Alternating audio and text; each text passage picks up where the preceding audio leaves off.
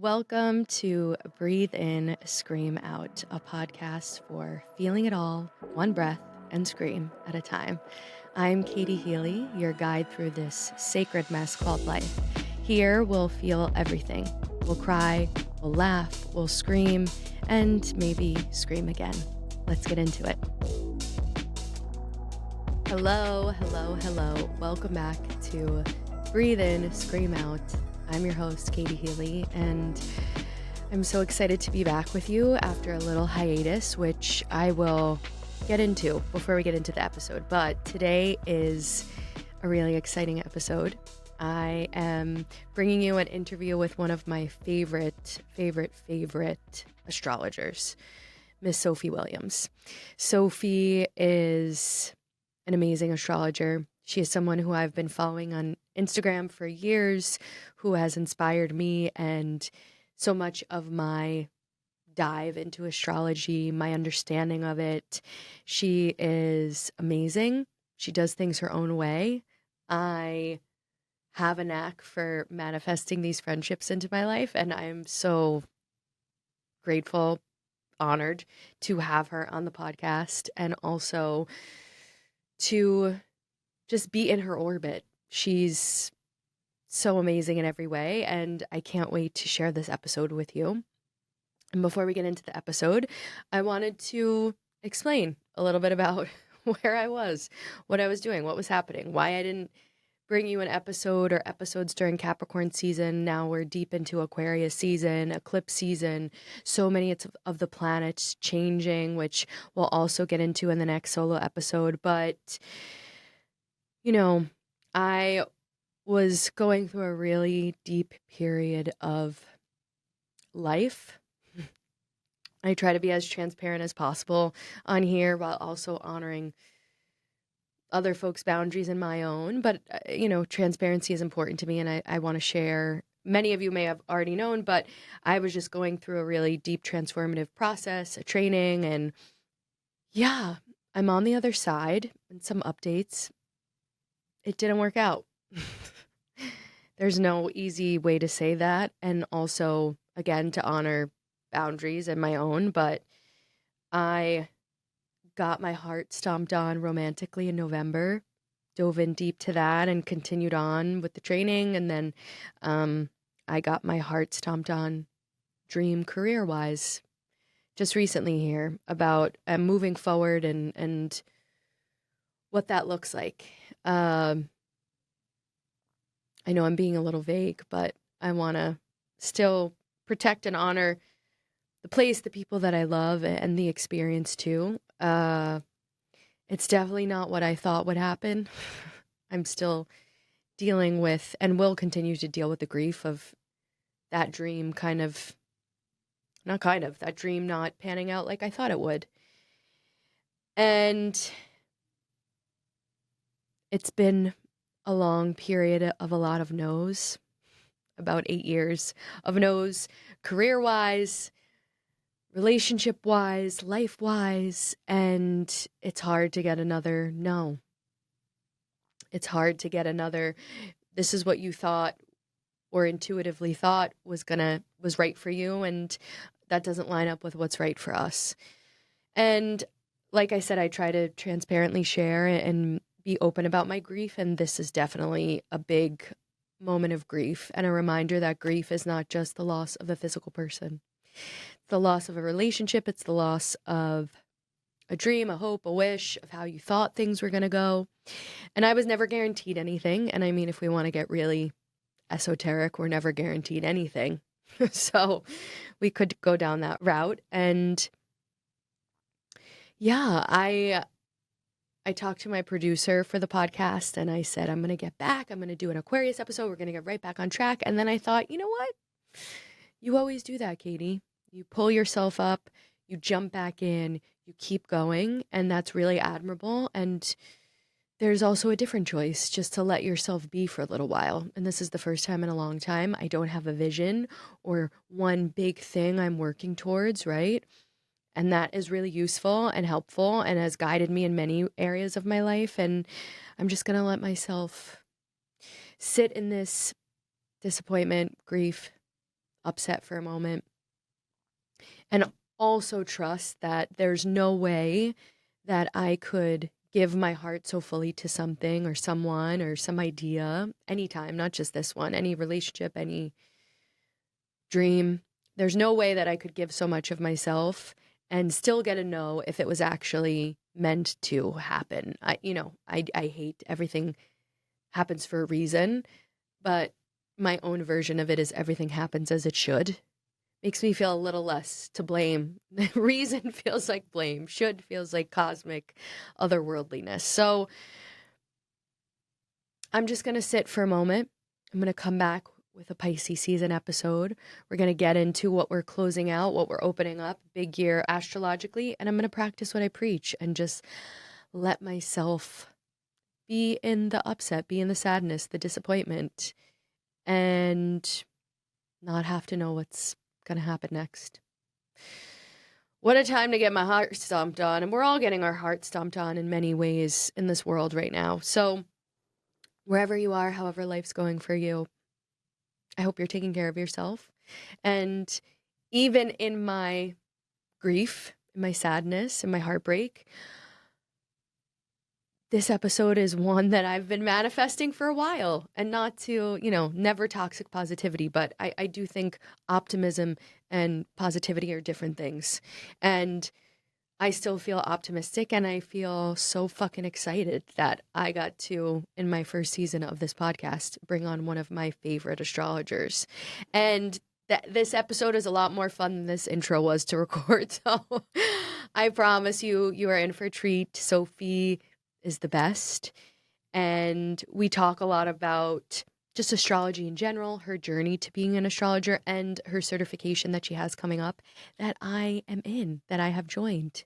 And whether you're new to astrology, just curious about it, or really in deep in terms of maybe you even call yourself an astrologer like I do, her certification is an opportunity to learn from someone who has been doing this, who has been diving deep into this, and who sees astrology as a way to empower ourselves, which is really what I align with too. It's all just information, usually things you already know deep inside. You just need the platform and the permission to be in it. So please enjoy this episode. I'm so excited to share it with you.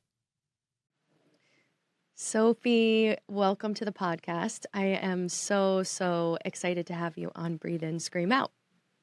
I'm so happy to be here. Thanks, Katie. And the first question I ask every guest is, what are you screaming about? So, Sophie, what are you screaming about right now? I feel like I'm always screaming about a couple of things because I get very into stuff. We want all of them. I'm going to say this one because you're on the same wavelength as me. Heated rivalry. Could not agree more. Yeah. I just had someone text me and say, did you know Hudson Williams is an Aquarius? I said, of course I know. Of course I know. I know it's our birth chart. Before we got the information, I was on my birth chart system. I put in both of theirs. I found their birthdays online, and so I input them. So I've had them there, and then now we found out that Hudson Williams is a Leo rising. So we do know more. He confirmed he's a Leo rising, which doesn't make so much sense. I mean, look at him gallivanting with the cigarette through the streets of Europe and like Dolce & Gabbana fitting right and just magically he appears out of thin air and now he's walking the runways and he's an Olympic torchbearer. Like, of course he's a Leo rising. Of course. He's meant to be a star and he seems quite comfortable with it. So yeah, of course I know that. And Connor has an Aries Mars like you. Oh, well, so I love that. I love him. We could spend this whole hour talking about heated rivalry, the memes and the videos we've sent back and forth. Yeah. And you're always the one who's liked them. So whenever I'm looking, it's like, Katie Healy has liked this. Katie Healy has liked this. I stay on the internet. I stay for better or for worse. My algorithm is pretty much at this point heated rivalry. Unfortunately, U.S. politics, and astrology. Like all of it. That's what my algorithm is. People are like, I see cute like kitty videos. I'm like, not me. I'm seeing heated rivalry, fan matchups. I mean, I see all of that, and maybe a bit less of the US politics because I'm in the UK. Yes, but I do see some of the animals. Yeah, I do see some of the animals, a lot of heated rivalry. But actually that's a really good point because I'm also quite on the internet. And I think there's also this side of we should spend less time on the internet, but then also I like to know. I I want to love to know. know. And pop culture and stuff like then I get to go look at their birth charts and stuff. So there is another side where yes, love to disconnect from it, but I Mhm. also do love to be involved in it. So Yes, I think you same. said that. I absolutely. I mean, I it feeds my like my know-it-all stuff, my need to know, it You're feeds it Sag. all. It feeds it all. Yeah, Yeah, Sag and Gemini. truly. And like I said, we could talk about heated rivalry all Mm. day. So if you're a heated rivalry girly, we're here for you. Let's start the fan club. We're ready. Yeah. But DM us. this podcast is about you, Sophie. So please just tell us a little bit. Maybe talk to me like I don't know anything about Mm. astrology, which, if you've listened to this podcast before, I do know bits and bops a little bit. But why don't you just tell us a little bit about who you are, what you do, and what astrology is to you? Sure. So I'm an astrologer and I have been for the last couple of years now, but I've been into astrology for longer than that. I first came across it when I was going through my kind of spiritual awakening, air quotes, when I Hmm. started just coming, I'd never heard of any of these types of spiritual things or self development. And then suddenly it kind of all happened at once post breakup. And it was when Neptune was on my rising sign, by the way. So that makes a lot Mm. of sense. Like now I know Hmm. that I can look back. And I was invited to an astrology dating event. And I also always just knew I was a Pisces. I didn't know that there was anything underneath that. And it just blew my mind. I started to understand, my Venus sign and my moon sign. And I always did connect with being a Pisces. I feel like my family often would call me like, oh, classic Pisces. She's got her head in the clouds. And yeah, I connect with that. There definitely is a side of me that I very much connect with, being emotional, sensitive, romantic, all that kind of stuff. But then I started to realize that it told a much deeper story underneath. And these sides of me that I'd not really, I kind of knew they were there, but maybe I didn't accept them or I thought there was something wrong with them. And so I tried to like hide them away or change them.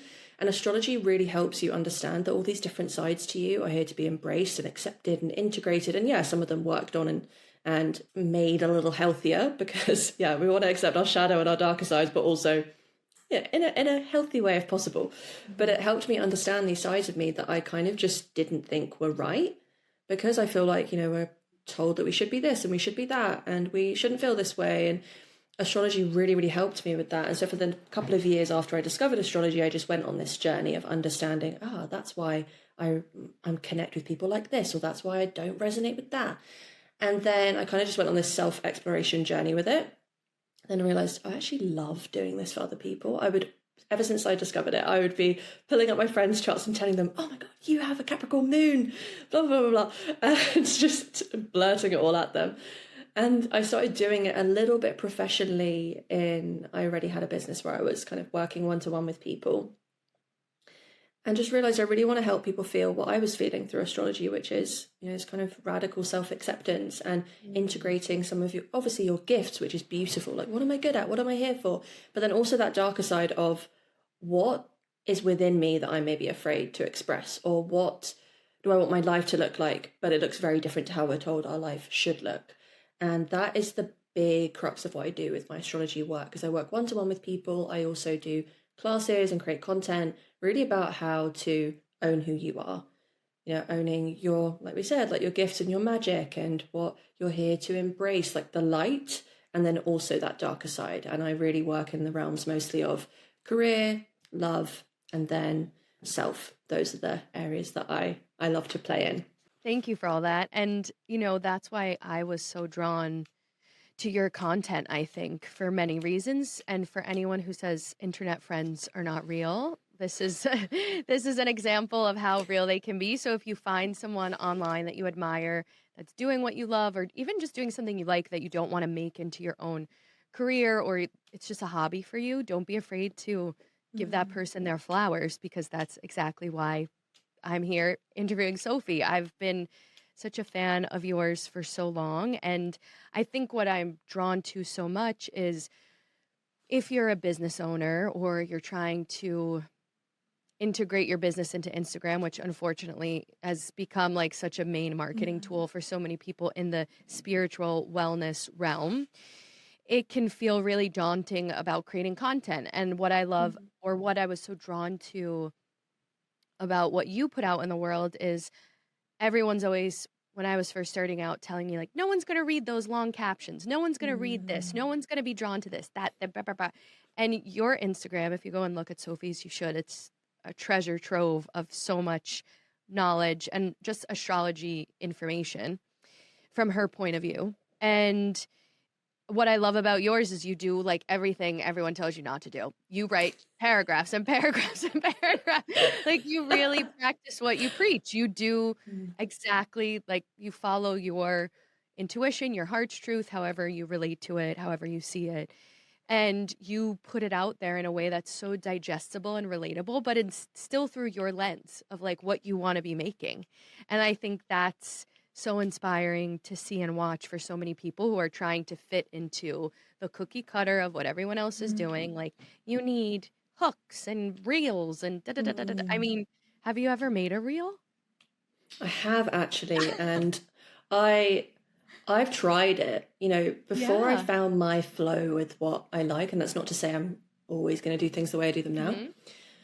I did try out reels. I tried the ones where you kind of like lip sync along to the words and stuff. It felt so unnatural, Katie. It felt so I unnatural. know. It just did. And it's so interesting because part of me was thinking, am I just afraid to go out of my comfort zone?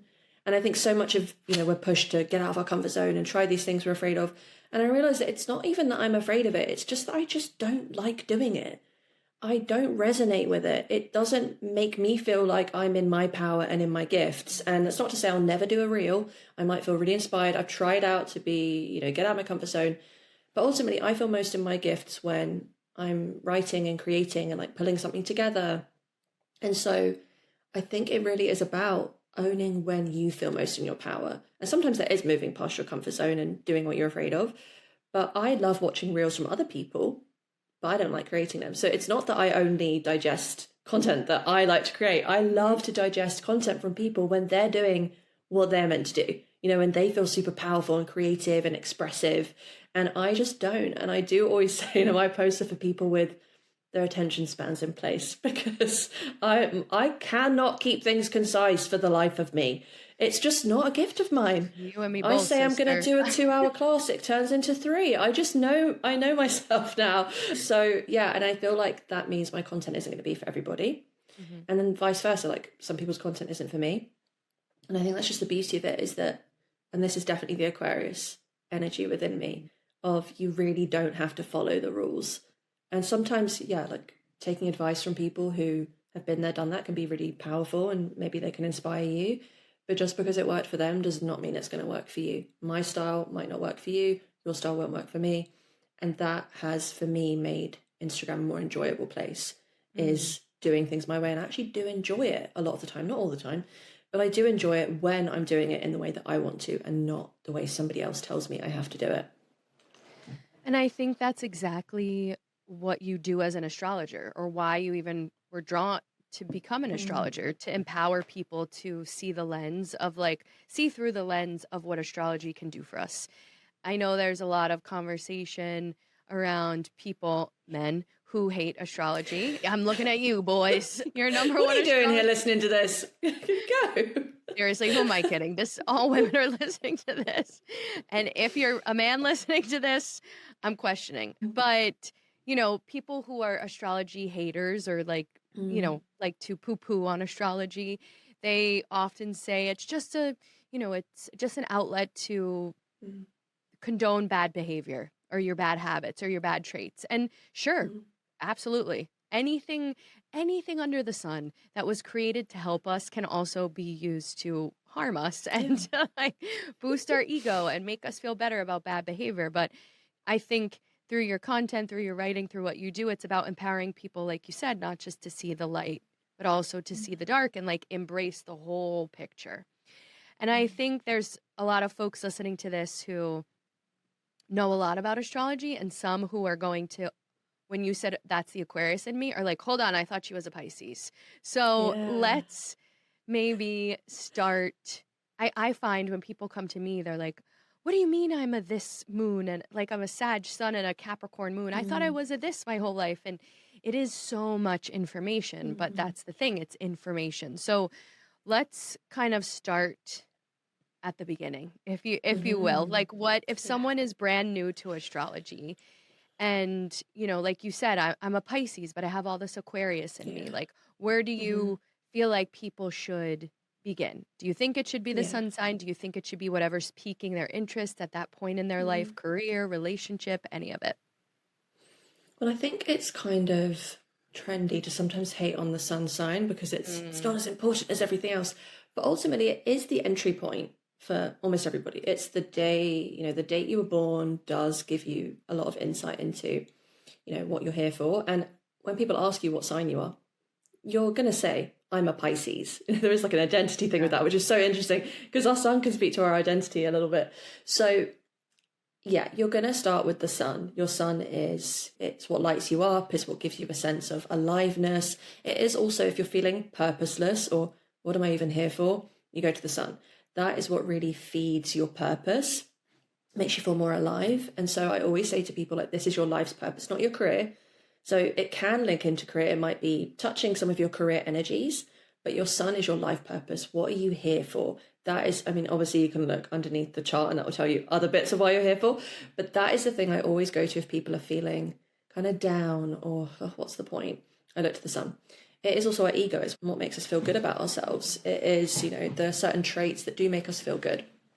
And then we have our moon, which is our heart. So sun is more conscious, the moon is more unconscious. So our moon is what really feeds our heart and soul. It is our emotional realm. It's the way we react emotionally. It is whether we do react emotionally or if we are more reserved or stoic or controlled. Our moon is how we deal with difficult situations. Like, how do we react? I had a reading with someone yesterday who was going through a divorce, and she said that during that really difficult time, she was learning everything she could about relationships, and she had a Gemini moon. And it was so interesting to me, obviously going through a Right. really tough time, but the way she went through it was she was learning. And Gemini, for those listening, Gemini is just a huge spirit of learning and curiosity. And so your moon also speaks to how you were nurtured from a young age. So it can also link to your relationship with your mother. That's why if you're getting into astrology and you hear that some moon signs are bad, it usually is because it can indicate maybe a slightly more challenging relationship with your mother or challenging the nature of how you were nurtured from a young age. So the moon is so eye-opening. I know that you also have a bad moon sign I like me. do. It's bad. Oh, it's It's so a bad. bad. A Capricorn moon. And I understand why people say that. I better than anyone Mm, understand that yeah. deeply. And it's just, yeah, like you're saying, it's not a cross to bear. It's like a Mm, deeper way to come to learn and understand as I try, even though sometimes I'm like, this damn yeah. Capricorn moon, but you have a bad one too, Scorpio moon. I Yeah. love a Scorpio moon. I love a cat moon. And I feel like astrology, there are the different sides of how we describe astrology. Some people will say it's just a bad moon sign and that's it. But I'm really curious about how you can work with your bad placements. So your moon, yeah, like it does give you a lot more insight into your childhood. So it's not just characteristics you're learning, you're also learning a lot about the experiences you've had. And by the way, you're noticing not super concise. We're talking about one planet for a really long time, and then we're going to go on to Mercury, which I'm definitely missing out some things with certain planets. But go to my Instagram if you want, and I definitely speak about these in Yes, a little bit please. more, a bit more specifically. Then you have your Mercury, which is the way you think and communicate. It is the way you process information, the way you learn, and then the way you want to express that. It's the messenger. So, the sign of your Mercury speaks to the archetype of your messenger. What kind of stuff do you love to talk about? How do you love to converse? Are you somebody who is really concise and to the point and direct? Or are you somebody who goes on a journey? I definitely go on a journey Me with too. my Pisces. And do you have a Sag? Is your Sag Sag Mercury. Mercury? Ooh, I be Yeah. talking. I be Yeah, we talking. have bad Mercuries as well. So for anybody listening, Sag and Pisces Mercury are known for being the more challenging Mercury signs because the function of Mercury, and this is really interesting to think about this, just to actually go back to the moon. If we think about the function of the moon is to, and this is why you can understand like bad placements. I'm using air quotes for people just listening. Mm, Is that the function of the moon is to feel and express how you feel. It's you want to connect with people emotionally. Then if you had a more challenging sign there, it's like you can't, the function of the moon can't operate properly. But it operates in a different way. When you understand it, you understand, oh, I don't feel or express my emotions in the traditional way. Doesn't mean it's bad. I can have a different lens. And then if we go to Mercury, you and I have bad Mercury signs. I'm only joking with this, by the way. Yeah. But it's that the function of Mercury just wants to get information out, wants to listen quickly, get information out. Mercury is literally, let me tell you this, you can hear it, let's move on. Mercury wants to be a bit quicker. And then when you have a sign, like Sagittarius or Pisces they're both ruled by Jupiter, you tend to go on a journey with telling a story. And that's great for the people who are aligned with that, but it's just not exactly how Mercury wants to be expressed. But that's why on my Instagram, I write really long posts. So Mercury is also a very social planet. So wherever Mercury is, it's where we want to be social. It's also transit and movement. And then we have our Venus speaks to the way we want to connect with people. So it is our like love language style, which obviously goes much deeper than the 5 ones that we know of, because then we look at the sign and the house and all the energy. And so our Venus is also what makes us feel beautiful, what makes us feel good. So, you know, the art that we like to take in and consume, and it is the music, the things that make us feel good. Venus is pleasure. It's also sensuality. And it's also our values. So Venus speaks to our values, not just in relationships and love, but also in life. It's our magnetism, what makes us feel attractive, what we're attracted to. And so it can be really useful, not just for love, but also things like social media. You know, what are people really drawn to you for? And then you have your Mars sign. Mars is our kind of primal energy. It is our, I gotta have that. I gotta have them. You know, it's very primal in terms of it can be sex and also aggression and drive. It's like our animal instincts. So it's not logical. So when you have a slightly more logical Mars sign, it's not always operating in the way that Mars, like you have the pure expression of Mars because you have an Aries Mars. It's one of the only very quote like unquote primal. good. Good ones. My Scorpio's quote unquote bad. Yes, like bad. my Venus is bad. My Mercury's bad. My moon is bad. I've got that Aries like. Rawr. Oh yeah. You've got a winning Mars sign. So, I mean, I'm really not categorizing them as good or bad. It's just interesting how you see a mix in a chart. And so Aries Mars sign wants to be very quick and go for it. You want something, you go for it. Whereas if you have a more logical Mars sign, you're going to think through the action you take. Maybe you restrict the action you take. You wait a really long time. Whereas Aries Mars, I want it. I'm going to get it. It doesn't mean that, you know, it operates super. It depends on what else is happening in your chart, if that kind of tempers it a bit. But Mars is also where we feel frustrated, and then how we can get out of that frustration, where we feel stuck, and how we can get unstuck by the physical movement that we take, the actual action. It's also our anger. So Mars can be incredibly liberating for everybody, especially, you know, women or people who maybe have grown up in a childhood where maybe anger wasn't okay. And then you realize, oh, I've maybe suppressed this for a really long time, but this is the kind of thing that pisses me off. And it's also then what makes you really come alive with passion, what you're willing to fight for. So, you know, what causes, what passions are you willing to fight for and see through? And so those are the kind of main, that's the big 5. And then we've got the rising sign. So our rising sign is the one actually you're going to look at if you ever want to read horoscopes. But horoscopes, you have to kind of take it with a pinch of salt, because it can tell you about the season that you're in, but your whole chart speaks to, you know, what's going on in your life with more depth. But the rising sign is often our physical appearance. It is the first impression. So people actually might mistake you for your rising sign sometimes. Your rising sign is your visible identity. You obviously have everything else underneath. It is where people can make assumptions about you. People think they know you based on that. And then you realize, oh no, I've got everything. They may think you're only really bubbly and light or sweet all the time. And then you've actually got some Scorpio energy, or you've got some Aries within you. Rising sign is how we start things. It's new beginnings, fresh starts as well. And it can speak to our early life. So those are the big 6. And then you have all these other planets. But those, if you were starting, I'd say, look at your big 6. I always want to know more than the big 3, which would be your sun, moon, and rising. I want to know your sun, moon, Mercury, Venus, Mars, and rising sign, which is also known as the ascendant. So hopefully that gives you a bit of insight, and then you can go and have a look at where yours sit.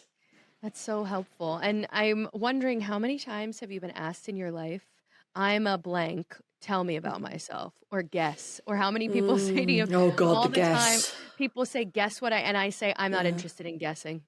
I'm like, I'm not interested in guessing. I don't care. I said, you could be an Aries sun and everything else in your chart could be in Taurus.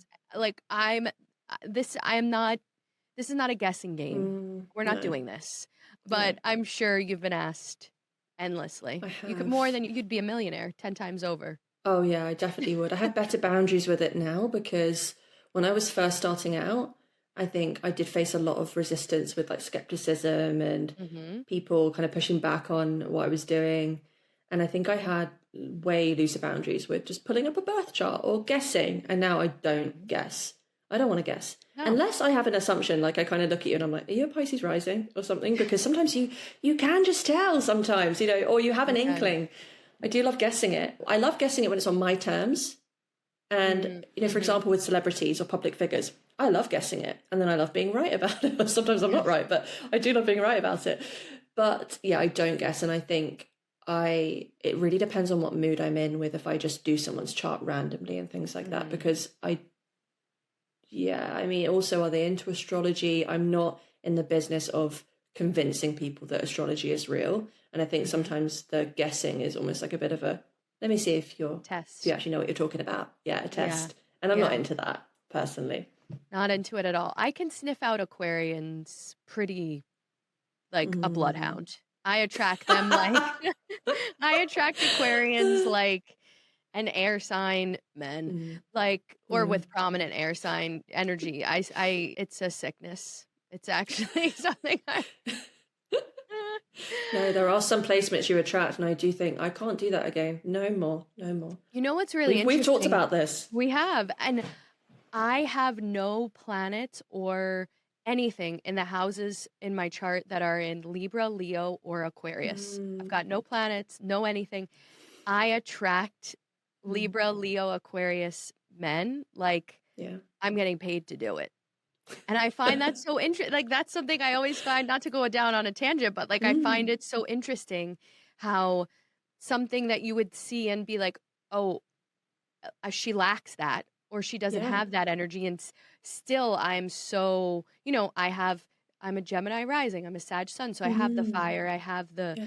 the air too, and we still, that's why for anyone listening and wants, still on the fence, like, oh, astrology isn't that complicated. It's like Mm. it's endless what you can learn. And I find it so interesting that those parts of my chart could be empty, quote unquote. They are Yeah. empty, but I'm still calling that energy in so many different ways. Some Mm. that I like, some that I don't like. Almost all of my best friends have Aquarius or Libra in the big three. Mm. Almost all of them. That's so interesting because I have an empty Libra and Aries, a house Mm. and sign too, Hmm. and I always attract. I mean, I think I've told you Yeah. three of my best friends are Libra risings. Yeah. I always attract people with Libra energy, and I have attracted a lot of romantic partners with Libra energy too. I won't go into that. And Aries, I attract a Libras. lot of Aries. Yeah, a lot of Yeah. Aries romantically, Hmm. and a number of my close friends have Aries energy, and they do add something to my life. Hmm. They really do. So it is this kind of, it helps you understand why, we don't always need to know like the why, the deep why, but they add the things that you lack. And because, I have a couple of friends who have very similar placements to me, at least in parts of their chart. And that means, yeah, we can connect, Sure. we understand each other, we can see things from a similar perspective. But then also they have difference, which adds a bit of challenge to my life or fills in some gaps that I don't have. And I think that is a really beautiful thing when it comes to synastry. Synastry is, how you and another person connect. And it's really interesting because when I first got into astrology, you'd think, oh, I should just have a compatible moon sign. And, I have a Scorpio moon, so I need someone with a Pisces or a Cancer moon. And Hmm. you think that you need all those things. And you realize actually difference is good. Hmm. It's not always good. Sometimes it can be very challenging and it can either challenge you to grow or maybe challenge you in really frustrating ways.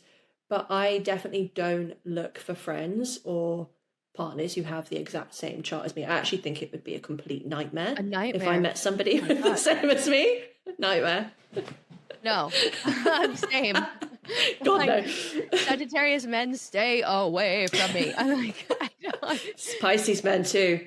I can't do it I anymore. my three more. I mean, three off the top of my head. Three of my best friends, Sagittarius moons, like women, Mm. women, Yeah. women. Yes. But I totally agree, and I think a lot of times that question comes up for me. So I'm sure it comes up tenfold for you. Like, well, I'm an Aries, so I need a Sag or a Leo. And I said, who Mm, said, no, no, absolutely not. That's not how no. this goes. What's your moon sign? What's your Venus sign? Mm, Where's everything sitting? Do you have a yeah. it's all this. It's so easy. I find society, this is a problem, I think, in general. We want to make everything like so succinct, so compact, Mm-hmm. so yes or no, so Yeah. black and white. And that's just not how life is. That's not how No. astrology is. That's not how being like life, the planet of Earth is simple and we are Mm-hmm. very complicated. Yeah. So, it's not nature or nurture, it's both. It's not Mm. just astrology or free will, like it's both. You learn Both. this information and you use it for good or for evil. Like that's how you choose to do with it, I like to say. Or Mm. how you choose to process it, but I find, yeah, everyone wants to make it as succinct as matching up moon signs or Mm. matching up Venus signs. And there's just so much to uncover. And, I could guess, but I'd like to hear what you think about this. I think people think not being compatible in air, Mm. we're doing a lot of air quotes for the people listening. That lack of compatibility in a chart means like more drama or less Mm. understanding. And I find more than ever, we're so afraid of conflict, and Yeah. drama and conflict are not the Mm. same things. No. Like, the word being triggered has become a thing too. Mm. Like, in order to grow in a way, you kind of have to be a little Yeah. activated. And I Mm. think you always talk so beautifully about the lightness and the darkness in a chart, and I'd love to hear a little bit more about how you feel about those aspects of astrology, or what people how to embrace them a little bit more instead of like only saying, well, this is the quote unquote good thing. Mm. I like my Sagittarius sun. I don't like my Capricorn moon. Mm. How would someone, even using me as an example, my chart decently, like how the lightness and the darkness, how do we use them both to support us? Mm. And I think even what you're talking about with conflict and drama within relationships, it's also, I remember when I first got into self-development and spirituality and stuff, you think you just want to feel really good all the time. Hmm. At first you think, I just want to feel really peaceful and happy. And then you end up avoiding a lot of stuff, like maybe avoiding conflict that you need to have, or even facing some dark stuff within you because you just want to feel love and light. And I think that didn't work for me, that's for sure. I think I tried it for a while and and then realized, or even the overuse of boundaries and things. I know I've spoken a bit about boundaries, but even the overuse of, needing to protect your peace and things. And I think, yeah, a lot of people do need to do that. And I think also we do need to be able to have difficult conversations and also with ourselves. And I think continuous lesson I've been learning over the past couple of years with like even just deeper understanding or integrating my own astrology and transits that I go through is that we're not meant to feel good all the time. And our chart really shows us that, yeah, we might have one planet, which is like, oh, we always feel really optimistic about that. Maybe there's a side of us which is super optimistic if things work out in that area of life. And then we also realize that maybe this other area of life is challenging. And that doesn't mean that you're doing anything wrong, but kind of challenge and ease can kind of coexist at the same time. I don't know if I'm answering your question, but I guess it is around your astrology teaches us that we don't have to feel good all the time. We don't have to completely heal something to have a great life. You can work on yourself and you can grow. But I feel like there's certain planets within astrology where you're like, yeah, but you're always going to kind of struggle with that bit. You're probably always going to feel a bit insecure about that. And that's okay. But this is knowing it can help you because you realize, yeah, okay, I feel bad about this, but maybe I just need to do it anyway. And I'm really not sure if I've answered your question there, but We're that was what on a came to me. journey. We're on a We're on a journey. journey. A Sag and a Pisces Mercury. There's a quote I love from this creator. You may have heard of him, Mark Groves. He's also a Mm, coach, does a lot of love and relationship stuff. And it's, I'm not saying it in its completeness, but this idea that we think the sign of a good life is a pain-free one. And it's quite yeah. the opposite. Or another quote I love, our willingness and our capacity to feel our pain will only be matched Mm, by our willingness and our capacity to feel our joy. And, yeah. I have an eighth house stellium, death, birth, Mm, transformation. I have a Scorpio you do. Venus. Sometimes I'm a little too good at feeling the darkness and the pain. I like to like Mm, burrow right in there and make a home of it. And yes. like when it's time to work yourself out of it. And I think you're just really speaking to the power of the knowledge behind astrology and like how you use it as a tool. And Mm. people use tools in different ways. Like some people are really into meditation, some people are really into Yeah. astrology, some people are really into spreadsheets and Wall Street and money, the pieces of paper with the men on it. Like some people are really into Mm. that stuff. And it's all just like my favorite thing is when someone's like, "Well, astrology's made up." I'm like, "What? Money's made up. Mm. Boom. Well, stocks, bond. We made it all. It's all made up." Like, Yeah. you want to argue? Because normally, unfortunately, the people that are challenging me that astrology is not real are either like, are usually the ones that are heavily into those spaces. So Mm. I'm Mhm. generalizing. But my number one thing when astrology is made up, I said, what isn't? What is I it love made that. up? What? And then the conversation quickly dies because they're just like, well, what do I say? I'm like, well, everything's made up. You choose, this has thousands and thousands of Mm. years of history and studying and learning and integration. And, crypto was created in what, 2000? When was it created? So I'm just like, I love your like fire, your Sag energy with this. it's so, I know. My I love Gemini, like, it. but it's just a tool and Mm. it's a powerful tool at that. And I guess, you know, maybe this, I don't know how you feel about this question. I know how I feel about it, but Mm.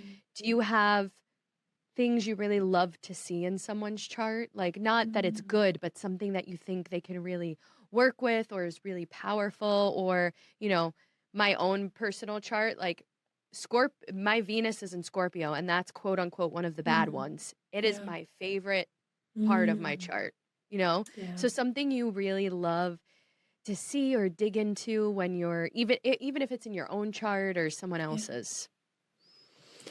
I think exactly what you just said about loving your bad placement, air quotes, is that I really like to see that in a chart. I am really, probably because I have a number of bad placements myself and bad energies, is that I really enjoy seeing them. And I think something that I love to talk about on my Instagram are my bad placements and how I have had, interactions with astrologers who've been quite resolute in that they are bad with Mhm. me. And I've got a Scorpio moon and an Aquarius Mars. So do not tell me that I can't overcome this because I'm going to do it.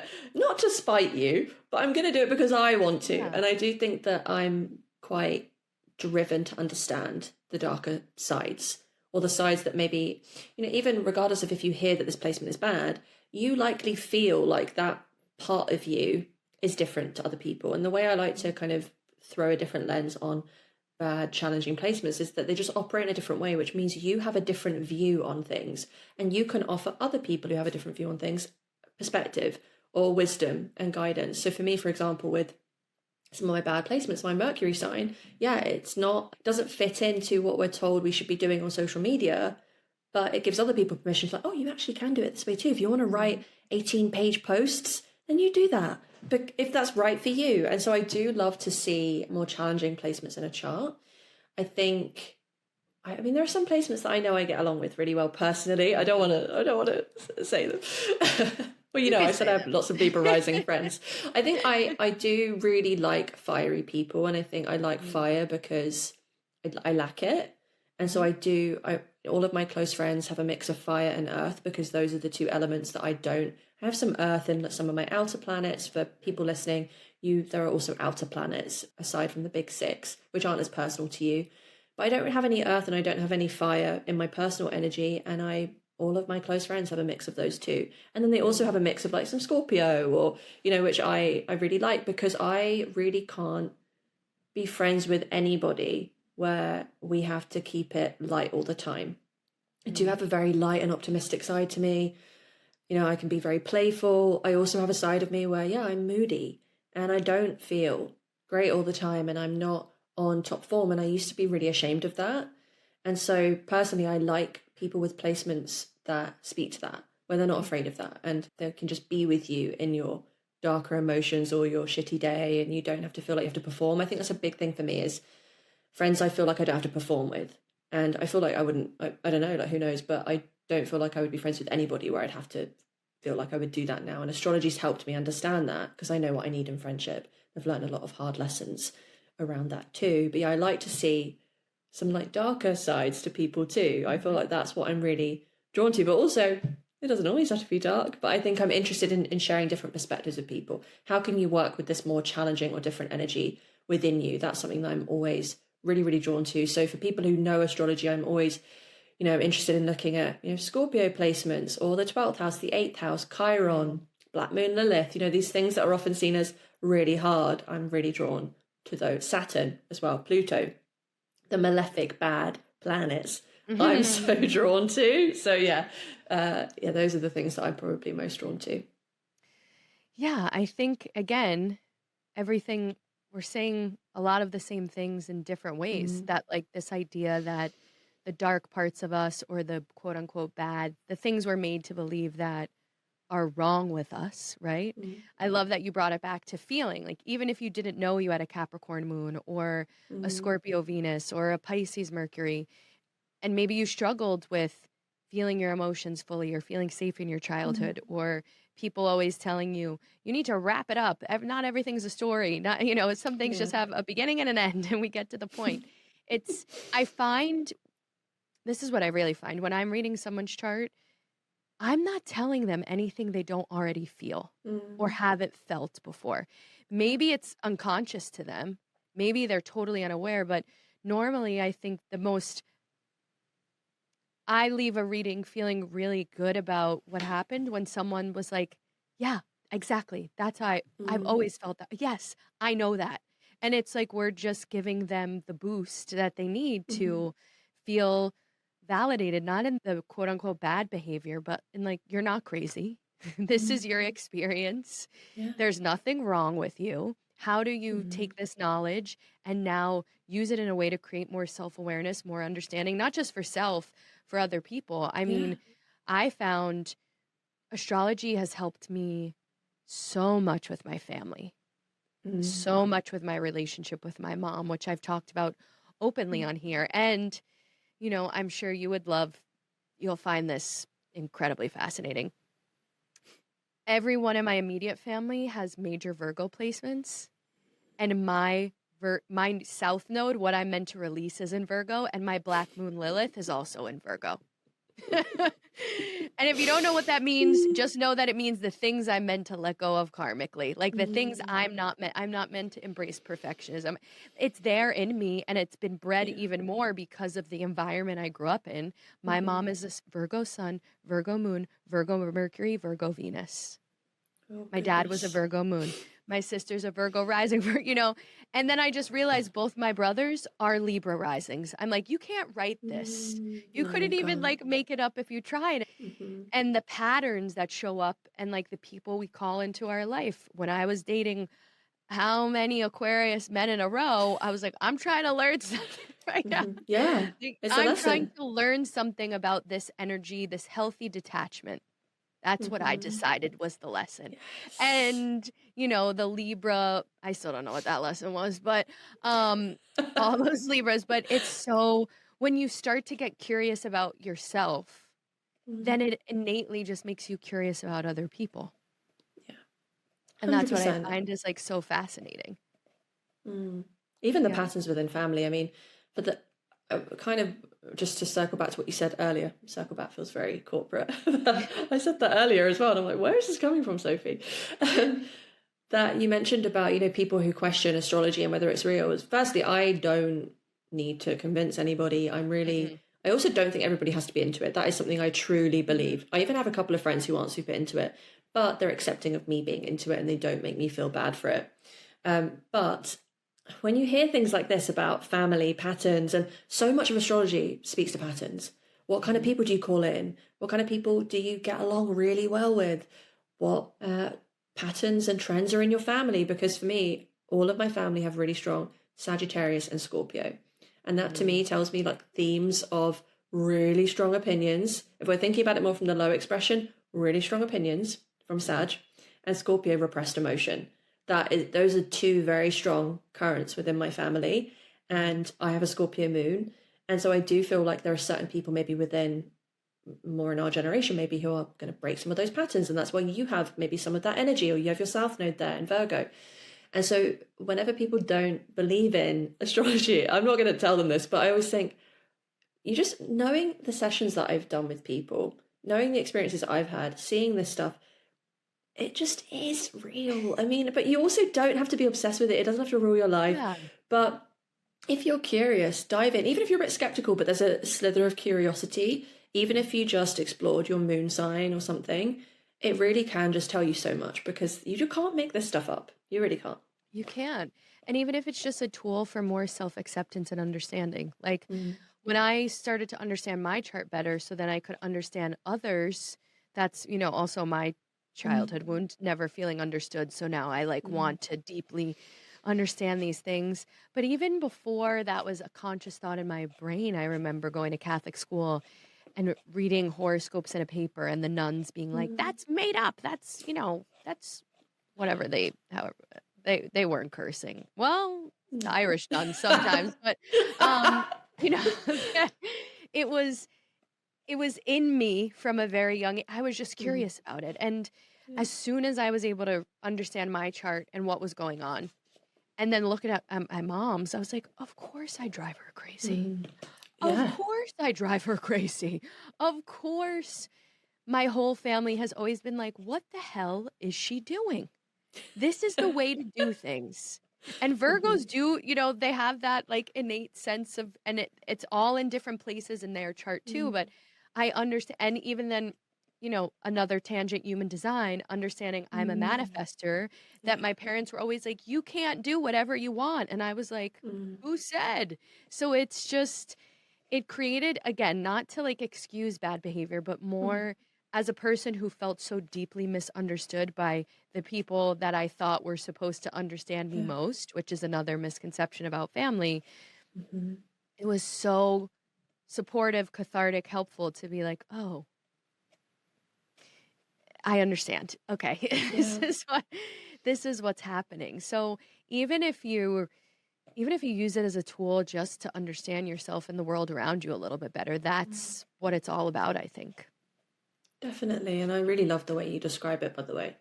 You definitely have a way with words for your bad Mercury for describing it. And yeah, it really helped me with my family too. I feel like I definitely don't have perfect relationships with my family. I think we have very different views on life, but I do feel there's a level, like astrology's really helped the acceptance of the also different, and even the fact that we do clash on lots of things, even understanding the way that each of us approaches conflict, because our Mars sign can tell us that.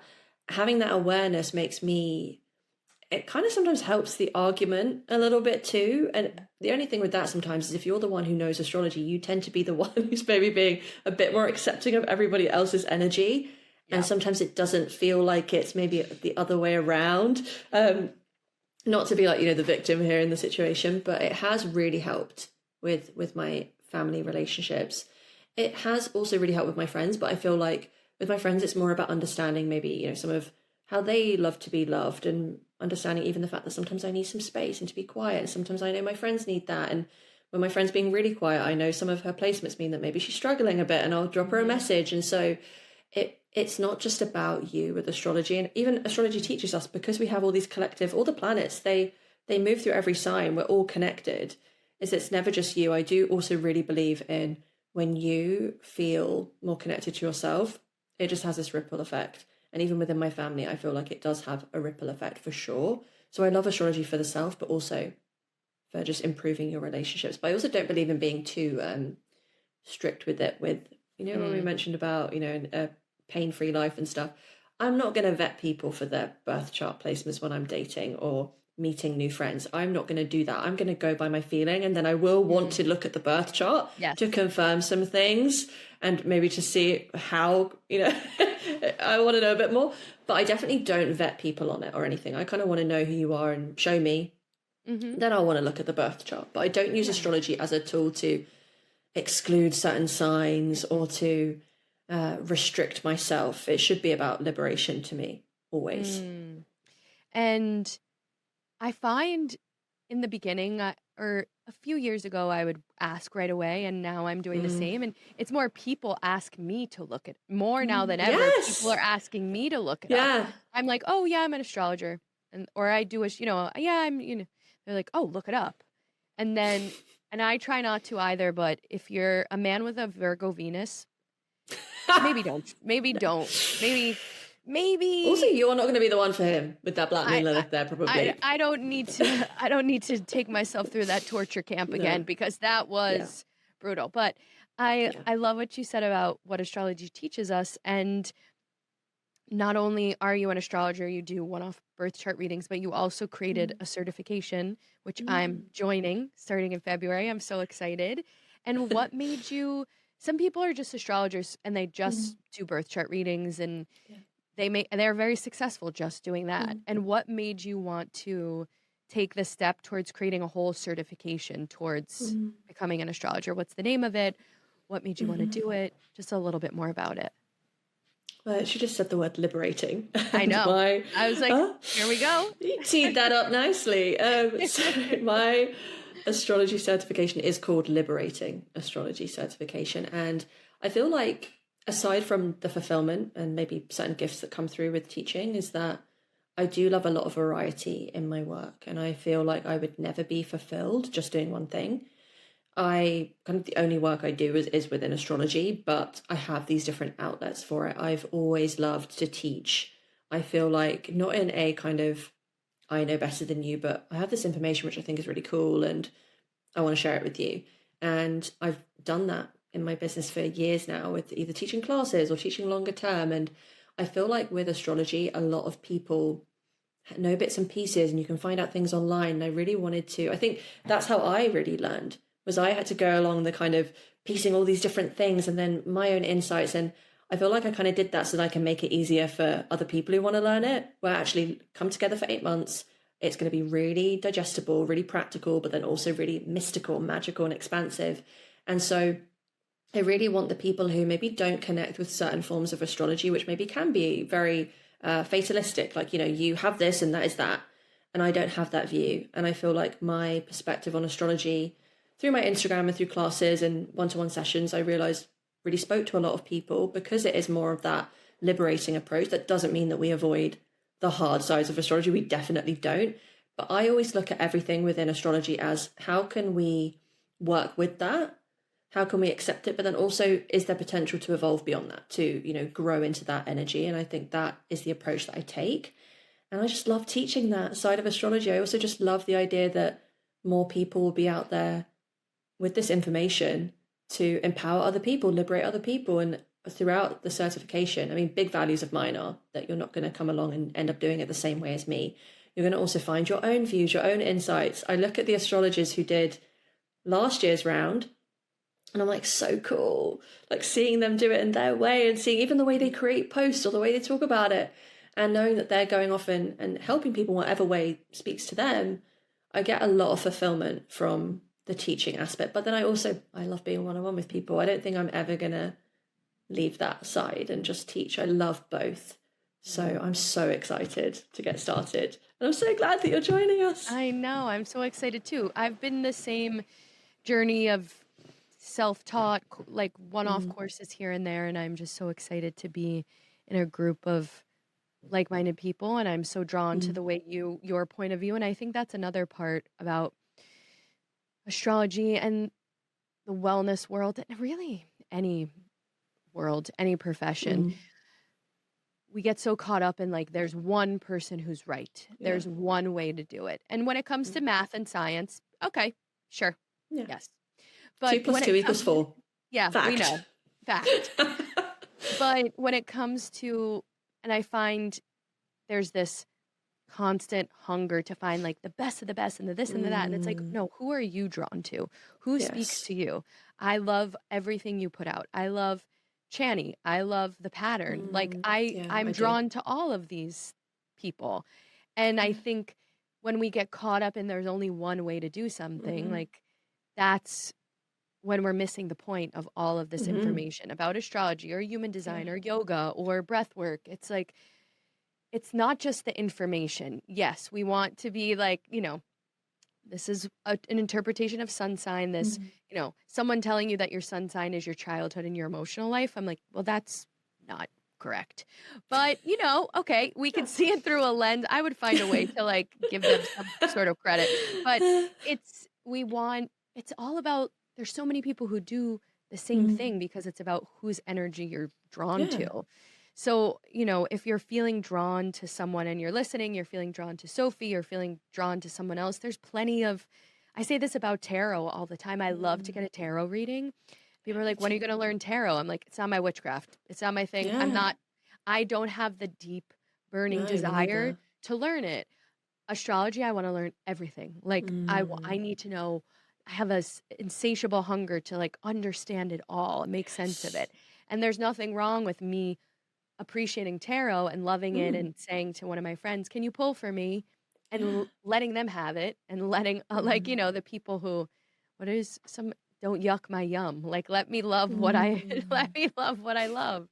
So, Same. if you're feeling drawn to that person and someone has more followers or whatever the bullshit is, like Oh God, go yeah. to the people you're drawn Mm. to who speak to you, Yeah. who really resonate with what you're feeling again on the inside. It's not just what we perceive, it's like how No. astrology also makes us feel. Yeah, like how that, well, the way that astrologer or practitioner, whatever industry you're in, how it's not just, the practical what you see. It is literally, do you connect with the way they speak about this? What does it make you feel? And I Mhm. completely agree with you. There are so many amazing astrologers out there, and I am always going to take in other astrologers' perspectives and insights. I'm not the almighty, and I definitely have like no desire to be like that. I feel like I love taking in other people's perspectives, and I feel like there's so much to go around. And I feel like when I first started astrology, I was a little bit worried about, the fact that there were already a lot of established astrologers, and I was thinking, well, where would I fit into that? And you realize there's always space, because there are people who connect with you, there are people who connect with these other astrologers that I love. It doesn't take away from the success or fulfillment or people that you can pull in. And yeah, like we're not meant to be into everything. I have friends who are super into tarot. Astrology is like a little side thing for them. They're never going to learn it, but Mhm. they do learn these other things. And so it's just about owning what you love and who you love to connect with. So I love the way you talk about that. Thank you for sharing that. And yeah, I think it again from the beginning of this episode, it comes back to like empowering yourself in the ways of like Mm. knowing yourself, not just the light side and the sides we like Mm. embracing the whole thing, not just the one part that Mhm. feels good, really seeing it and really not just seeing it or ourselves, other people as like the whole, not one Mhm. dimensional, but three in every way. And Mhm. we'll end on a little fun note. What is your favorite placement of your own in your own Mm. chart? Just one. You I could actually pick love more my than one. chart. No, You love it? I love my chart because I've accepted it. I feel like I don't think my Yeah. chart's better than anybody else, but probably my Aquarius Venus. I do love my Aquarius, and Mm, maybe this is fitting because I'm not sure wow. if this is going to come out in Aquarius season or not. It is. Um, but I do love my Aquarius Venus. I feel like just from one side, it really helped me understand why I am the way I am in Mm. why I am the way I am in relationships. Uh, also, I feel like just how much I value friendship and value difference, because Venus really speaks to our values. I feel I'm very accepting of different types of people and different ways of doing things. It doesn't mean I don't get frustrated by people doing things in a way I don't like sometimes. That's also normal, I feel. But I feel like I can be very accepting of different types of people. And I Mm, love being around different people. And I think even going back to the thing we said about challenge and conflict in relationships, I like being around people who challenge me. I like being around different people who show me different things. And yeah, I do love that. I feel like mm. I have a lot of time for friendship, for different people, for unique interests. I love people who are just into weird stuff. And that just, I'm just so attracted to that. I'm like, if you're a weirdo, I'm going to probably be attracted to you. That's what I'm into. Are you Aquarius rising too as well? No, I'm a No. Pisces rising, but I'm an Aquarius, Look Venus, at that. Mars, Saturn, and Lilith. I So knew there was a lot a in there. Yeah. little bit, Okay. yeah. A little bit in Mm, there. Yeah. I know. yeah. Sometimes I feel so Capricorn coded. Yeah, but With what's all your my favorite? Is it your Scorpio Venus? What's your it's my favorite? Scorpio Venus. It's my I love it. Scorpio So Venus. I hot. mean, It's I sexy. love it is. It It is. is. I do love my Sag placements because Mm, I don't, you know, there's not a lot of things I'm like, I am this, but I know I am yeah. funny. And I know Yeah. Oh, like you are. that Yeah. is something that I am holding on to always. But I do, it's something I always enjoyed about myself. But as I've come to know my chart better, it's my Scorpio Venus Mm, yeah. because it's the layer that people don't always see right away. You see the And when they get, funny yeah, they see the and then gem, underneath. the Gemini Yeah. rising, the Sag, unless I'm in work mode, like I can be more that Capricorn energy, but Mm, I just love the depths that I can, my Pluto's also in Scorpio, so like I can mm, just I'm not afraid. Sometimes I think it's like it almost feels like a responsibility to be able to go that mm, deep with people. Like I have to do the work that I do because I can hold that space. It's actually not very easy for me to be surface level. I love that. don't I've come to learn that a lot in the last few months. It's hard for me to stay. I go so deep so quick, whether it's a good or a bad thing, but yeah, it's my Scorpio Venus for sure. I think that's a beautiful thing. I resonate in ways with my Scorpio moon. It's Yeah. hard for me if I feel like we can't get to the core of what we're in. It's Mhm. different if I'm in a kind of light-hearted social situation or Sure. just meeting a stranger or something. But if I feel like there's like something under the surface that we're not approaching, and that kind of circles back to the friendship thing, right? Of Mhm. are we able to go there or feel the deeper stuff or maybe talk about the things we're afraid of or the elephant in the room? Like I feel like there's something missing when I can't get to that core of it. And same Mm. with astrology, with learning astrology. I want to get to the core of it. Like, I want to learn everything. Because Scorpio is also the investigator. So yeah, I really resonate with that. And I love your Scorpio Venus and your Sag. Yeah. And I love all you, I mean, your Pisces, we're both like Jupiter coded We are. expansion abundance, but I am so happy and so grateful that you were willing to come on and chat with me. I'm even more excited to start the certification for anyone that wants to join. It starts February 26th, right? 25th, yeah. 25th, whatever that Almost. Yeah. Wednesday is. Yeah. Whatever that Yeah. Wednesday is. What time isn't real? Not everything's made up. Yeah.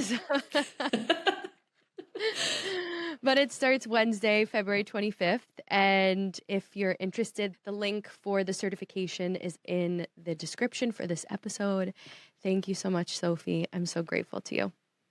Thank you, Katie. I've absolutely loved this. Thank you. Thank you so much for tuning into this episode of Breathe In, Scream Out. I hope you enjoyed this episode as much as I enjoyed having this conversation with Sophie. I hope you laughed with us. An Aquarius and a Sag, we could talk all day and we went in many different directions. And honestly, we met up in the city when she was visiting Manhattan earlier this year, and the conversation was as equally as journey filled as the one that we had on the pod. If you enjoyed this episode, Sophie's Instagram, a link to her training are in the show notes. Please follow her on Instagram. I meant what I said when she breaks all the rules. She really does, like someone with Pisces, Aquarius placements always do. She breaks all the rules about what you're told or what we are told works for social media. And I have certainly gotten caught up in that BS, right? That there's a formula. And she's completely made her own. So I hope that inspires you. I hope she inspires you to dive into your chart. If you can, please book a reading with her. It's one of my most favorite readings I've ever had. And if you're feeling called to join her certification, we can be study buddies in the training together. I will be there right along with you. I'm so excited to be back with you.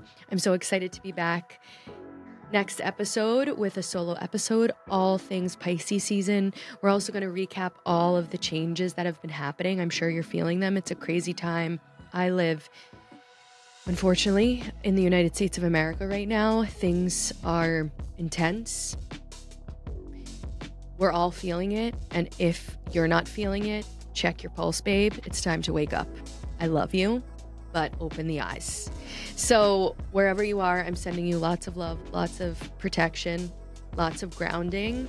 And I'm excited to be back with you to round out the astrological year. Pisces is the end of the year, to talk about all the changes that have come up for 2026 and to breathe in and scream out with you again.